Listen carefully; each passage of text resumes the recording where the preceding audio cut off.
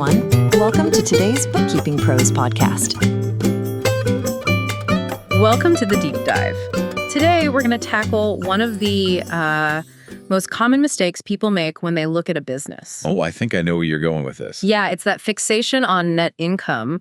Everyone looks at that shiny profitability number, but they completely ignore the actual fuel, the oxygen. We're talking about cash. It's so true. It brings up that old saying, profit is an opinion, cash is a fact. Exactly. And if you're only looking at a profit and loss statement, you're really missing the reality of how capital is moving. So our mission in this deep dive is to really understand the cash flow statement. Okay, so this document shows you where the cash came from and where it went. Precisely. The sources and the uses over a specific period of time. All right, so let's unpack this. This isn't a static report like the balance sheet. It's a flow report, right? It's dynamic. It is. It calculates the net change in your cash by adding up the activity from three very, very distinct areas. And that separation is really the key. It is. You have to analyze them one by one because they each tell a completely different story. We have operating activities, or OA, investing activities, IA, and financing activities, FA. So let's use a metaphor here. Think of the operating activities as maybe the central planet. I like that. The core engine of the business. Yeah.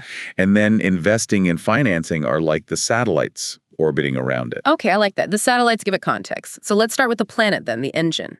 Operating activities. This is the big one, isn't it? It's the most critical indicator of financial health. Absolutely.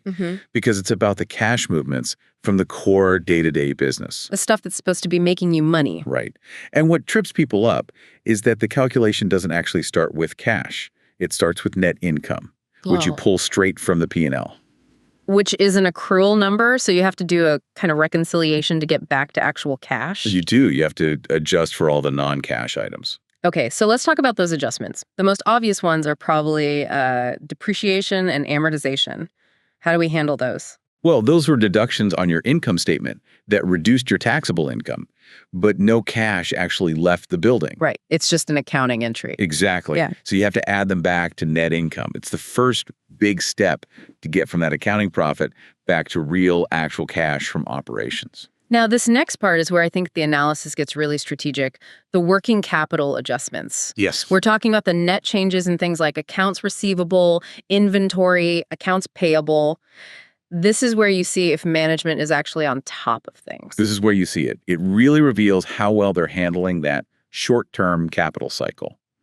So let's take accounts receivable, AR. Okay. If your AR balance goes up, that means you sold stuff, but you haven't collected the cash for it yet. So you're basically financing your customers. You are. And that is a huge drain on your operating cash flow. And the opposite is true, I assume. If AR goes down, you've collected cash, and that's a source of cash for the business. That's cash in the door. Yep. But let's look at the other side, accounts payable or AP. This one is interesting because it's kind of the reverse. It works in the opposite direction exactly. Yeah. If your AP balance goes up, that means you've gotten goods or services from your suppliers, but you haven't paid them yet. So they're financing you. In essence, yeah. Your suppliers are giving you short-term, interest-free financing. This actually generates cash for your operations, at least in the short term. Okay, but hold on. A huge, rapid increase in AP, that could also be a major red flag, right? I mean, how do you know if a manager's being smart or if the business just can't pay its bills? That is the critical question you have to ask. That's the next level of analysis. If AP is growing steadily, that's probably just efficiency. But if it suddenly shoots up while, say, inventory is also piling up, that signals real cash stress. So the business is just stretching every dollar it has to stay afloat. You got it. You have to look at the trend and you have to compare it to others in the industry. Okay, that makes sense. We also have inventory. If that goes up, you've spent cash on materials or goods, that's cash used. Right. And if inventory goes down, you've sold it off, which, assuming you got paid, means cash generated. So you net out all these working capital changes, and what you're left with is your operating cash flow number, the big one. That's the health metric. Positive operating cash flow is what you want to see. It means the core business is self-sustaining. It's generating its own fuel. And negative. Negative operating cash flow means the planet is consuming itself. The business is in the danger zone. Which brings us right back to our main point here. You can have amazing net income, you can look profitable, but if your operating cash flow is negative, you are in a cash trap. A total cash trap. Yeah. Your profitability is just being eaten alive by, not collecting from customers or holding too much inventory. So you can be growing revenue, looking great on paper, but the whole thing is just fragile. Structurally fragile, exactly. Without the discipline to turn sales into cash, it just can't last. Okay, so this brings up a really useful framework, this dichotomy between profitability and liquidity. We can combine net income and operating cash flow to get a sort of first sight reading on a company. Yeah, these 4 scenarios are the quickest way to get a handle on the company's immediate situation. Okay, let's walk through them. Scenario 1, positive net income and positive operating cash flow. That's the gold standard. We just call that Perfect. excellent. Right. The business model works, and management is great at turning those profits into actual cash. That is a stable, healthy business. Love to see it. Okay, scenario number 2, the one we've been talking about. Positive net income, but negative operating cash flow. That's the cash trap. So if you're a manager and you see that result, what's your top priority? It has to be immediate, relentless focus on working capital. You have to shrink your receivables, sell your inventory, and manage your payables without, destroying your supplier relationships. It's pure survival mode. It is. Forget the reported profit for a second. If that negative cash flow persists, the company will fail. All right, now for the most nuanced one, I think. Scenario 3, negative net income, but positive operating cash flow. This is called a possible turnaround. Why is losing money a potentially good sign here? Well, it's often an artifact of those big non-cash charges we talked about. Like depreciation. Exactly. The company might be taking huge depreciation hits that hammer net income, but don't actually cost them cash today. The key is that their core operations are still generating cash. Which gives them a runway. It gives them a critical runway. They have time. They have the internal resources to fix the profitability problem without having to run out and find funding immediately. The priority becomes cost-cutting and improving margins. Okay, and that leaves the last one, the big alarm bell. Negative net income and negative operating cash flow. That's an emergency. Simple as that. The business is hemorrhaging from both ends. It's unprofitable, and it's burning through cash. So the strategy is what? Find cash now. Immediate, radical intervention. And yes, finding emergency external funding. Otherwise, lights are going to go out very, very quickly. Now, it's so important to stress what our source material says here. These are only first insights. You can't just stop at this 4-box analysis. Absolutely not. You have to contextualize it. You have to ask, is this a one-time blip or is this a 5-quarter trend? And you have to pull in the balance sheet and the income statement to get the full story. The P&L tells you about the past, the balance sheet tells you about now, but the cash flow statement, that really tells you about the future. It tells you about the company's ability to actually execute its strategy. Okay, let's move on to the satellites orbiting this engine. First up, investing activities, or IA. BkKeepingPro. So this is where you see the long-term strategic vision playing out. We're talking about buying or selling long-term assets. So things like property, plant, and equipment, what people call CapEx. That's the main one, capital expenditures. But it also includes buying or selling stocks and bonds of other companies, or even entire M&A transactions. And unlike operations, these are usually sporadic. And this is where we get that counterintuitive signal.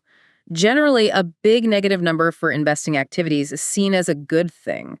Why is spending a bunch of money here considered healthy? Because it means the company is investing in its future. They're building a new factory, buying better machinery, acquiring a competitor. They're spending cash to grow their long-term capacity. It's growth spending. Right. And when we look at CapEx, we really need to distinguish between maintenance CapEx and growth CapEx, don't we? That's a great point. Maintenance CapEx is just, keeping lights on, replacing old equipment. But growth CapEx is the exciting part. That's the exciting part. That's the spending that actually expands the business's potential. A healthy company is doing both. And the red flag here is a big net positive number from IAA. Because that means they're selling things off. They are liquidating assets, selling buildings, selling equipment. They're sacrificing their future to cover a short-term cash need. It's a classic sign of distress. Okay, that makes perfect sense. Let's move to the final satellite, financing activities, or FA. This is all about how the company funds itself externally. Right, so we're talking about transactions with owners, investors, and banks. Cash coming in from issuing debt or selling stock. And cash going out to repay loans, pay dividends, or, and this is a big one today, doing share buybacks. Okay, so let's interpret this. If we see a net positive cash flow from FA, what's that telling us? It means the business raised money from outside. Now, for a young startup, a positive FA is totally normal. They need that cash to fuel their growth, to fund their negative operating cash flow or their big investments. But for a big, mature, profitable company, a large positive FA might be a warning sign. It could be, yeah. It could signal that the core engine, the operating activities, isn't generating enough cash on its own to fund everything. Context is everything. And what about a net negative FA? That means the company is sending cash out. It's paying down its debt or it's returning capital to shareholders. Through dividends or through the share buybacks? Exactly. Share buybacks are such a critical thing to watch here. It's a huge use of cash, usually from positive operating activities, to reduce the number of shares out there. Which boosts earnings per share and, in theory, the stock price. Right. It's a sign of a mature company that's really confident in its ability to generate cash. They've decided that buying back their own stock is the best investment they can make with that money. Okay, so let's put all three pieces of the puzzle together now. We have the core engine, operating activities, which absolutely must generate cash. Then you have the satellites. Investing activities showing the long-term strategy. And financing activities, showing how they manage their relationship with their capital providers. The cash flow statement forces you to take that holistic view. You see operational health, long-term strategy, and capital decisions all in one document. And if you ignore it, If you disregard this analysis, it can kill even the most brilliant business idea. It doesn't matter how profitable you are on paper. you really have to get into a rhythm of looking at this statement maybe monthly or quarterly. The insight is just too valuable. It is. A business that's profitable but has no operating cash is like a profit. Yeah. Like a high-performance car that's running out of gas. It looks great, but it's about to leave you stranded in the middle of nowhere. So we've given you the tools to look beyond just profit and to really understand the dynamic health of a business. You know the red flags to look for in all three sections now. That's the goal. But as we said, those four scenarios are just first insights. So here's a question for you to think about. If you see a business in that possible turnaround scenario, negative net income but positive operating cash flow, what specific questions do you need answered about the trends, the economy, and the balance sheet before you can definitively say if that business is stable and healthy for the long run? Your analysis needs to go deeper than just that initial label.